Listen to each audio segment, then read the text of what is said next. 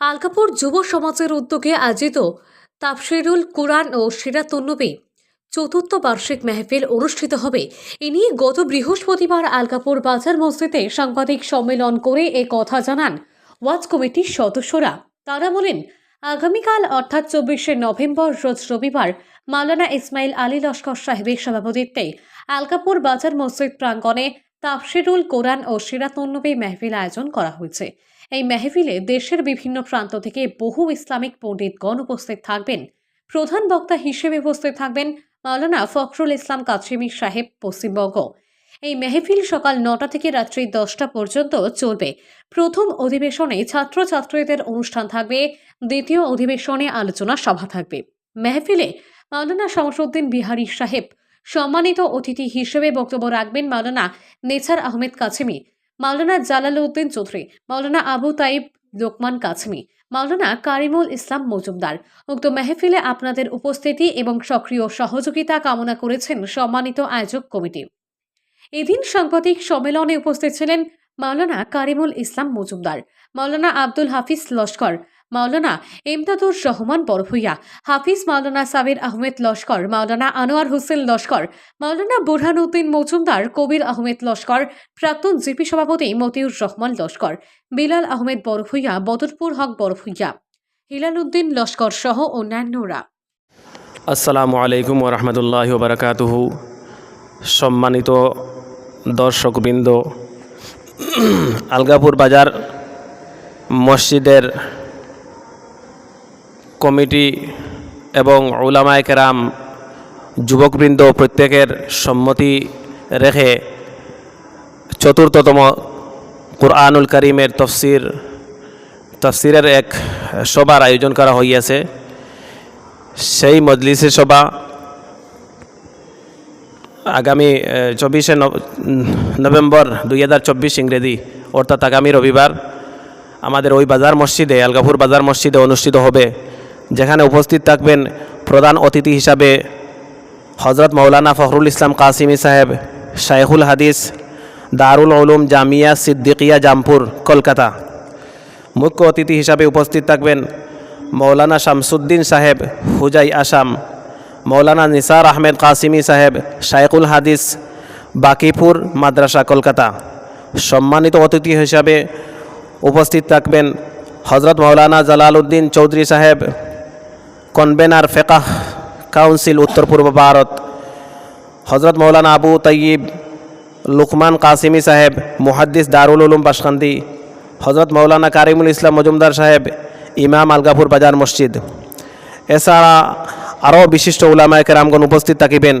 উক্ত নেক মাহফিলে আপনাদের উপস্থিতি সর্বাঙ্গীন সাহায্য সহযোগিতা কামনা করিতেছি। আমি আরও বলতে চাই যে আমরা প্রত্যেকে মিলে যেন ওই দিন ওই সভাকে সর্বাঙ্গীন সুন্দর যেন করতে পারি এবং সেই মজলিসে উপস্থিত হয়ে আমরা ইহকাল পরকালের যেন মঙ্গল হাসিল করতে পারি। উলামায়ে কেরামের কাছ থেকে ফয়েজের মাধ্যমে আমরা নিজের জিন্দেগি যেন রঙিন করতে পারি। আসসালামু আলাইকুম ওয়া রাহমাতুল্লাহ। নাহমাদুহু ওয়া নুসাল্লি আলা রাসূলিহিল কারীম। ক্বালা নবী সাল্লাল্লাহু আলাইহি ওয়াসাল্লাম, খায়রুকুম মান তাআল্লামাল কুরআনা ওয়া আল্লামা। উপস্থিত সম্মানিত আজকের এই সবার উপস্থিতি, আজকে আমরা এখানে সমবেত হয়েছি আগামী 24শে নভেম্বর আলগাপুরের যুব সমাজ এবং উলামায়ে কেরামের উদ্যোগে আলগাপুর বাজার মসজিদে চতুর্থতম তাফসিরুল কোরআন মহফিলের আয়োজন করা হয়েছে। উক্ত মহফিলে সম্মানিত উলামায়ে কেরামগণ উপস্থিত থাকবেন এবং কোরআন শরীফের সামনে রেখে বিভিন্ন জরুরি আলোচনা করবেন। আমাদের এই প্রোগ্রামে প্রধান অতিথি হিসাবে উপস্থিত থাকবেন মৌলানা ফখরুল ইসলাম কাছিমি সাহেব, শেখুল হাদিস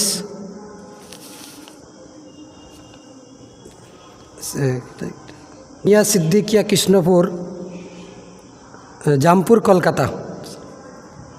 মুখ্য অতিথি হিসাবে উপস্থিত থাকবেন মৌলানা শামসুদ্দিন সাহেব, হজরত মৌলানা শামসুদ্দিন সাহেব, হুজাই, আসাম। আরও উপস্থিত থাকবেন হজরত মৌলানা মুখ্য অতিথি হিসাবে উপস্থিত থাকবেন হজরত মৌলানা নেসার আহমেদ কাসিমি সাহেব, শেখুল হাদিস, বাকিপুর মাদ্রাসা, কলকাতা। সম্মানিত অতিথিবৃন্দের মধ্যে উপস্থিত ওলামায়ে কেরামগণ উপস্থিত থাকবেন। আমাদের এই প্রোগ্রামে আপনাদের সবাইকে আমরা মিডিয়ার মাধ্যমে উপস্থিত হওয়ার জন্য আমরা দাওয়াত দিতেছি।